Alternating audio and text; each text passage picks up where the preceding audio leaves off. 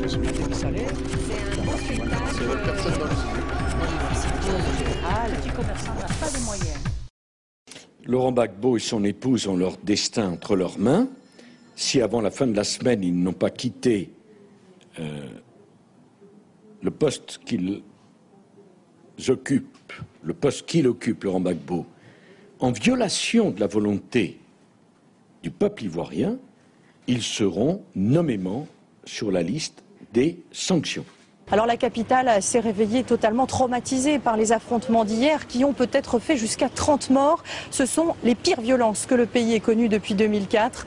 Hier, nous étions au QG d'Alassane Ouattara. C'est le président qui est reconnu par la communauté internationale. Eh bien, je peux vous dire que nous avons assisté à de vraies scènes de guerre entre ses partisans et les militaires de Laurent Gbagbo, quand les premiers ont tenté désespérément de forcer un barrage et d'ouvrir la voie pour marcher vers la télévision ivoirienne. Eh bien, ils n'y sont jamais parvenus. Retranché à l'hôtel du Golfe sous la protection de casques bleus, Alassane Ouattara, le président reconnu par la communauté internationale, ici à droite de l'image, entend envoyer à nouveau ses partisans à l'assaut de la télévision. À l'extérieur de son hôtel, d'anciens rebelles venus du nord du pays ont rejoint son camp sous les applaudissements. Une présence lourde de menaces. Ces hommes en armes pourraient répliquer cet après-midi à la garde républicaine qui a perdu, selon eux, toute légitimité.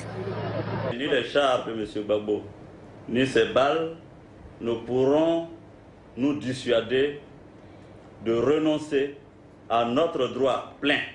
La question qui se pose, c'est de savoir si la manifestation qui a été lancée aujourd'hui à l'appel de Ouattara et de ses partisans pour prendre possession de la télévision ivoirienne, eh bien, est-ce que cette manifestation sera suivie?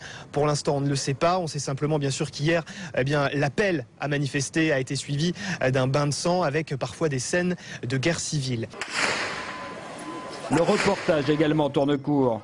Alors que nous filmons ce barrage, des hommes en uniforme tirent sur notre caméraman.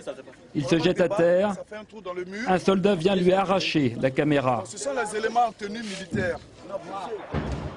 Nous nous réfugions derrière des immeubles avec notre deuxième caméra. De longues minutes tendues car d'autres militaires ratissent le quartier. Malgré les violences d'hier qui auraient fait au moins une vingtaine de morts dans tout le pays, les deux présidents s'affronteront à nouveau cet après-midi dans la rue par militants interposés, au risque d'un bain de sang. C'est un beau spectacle. Personne dans le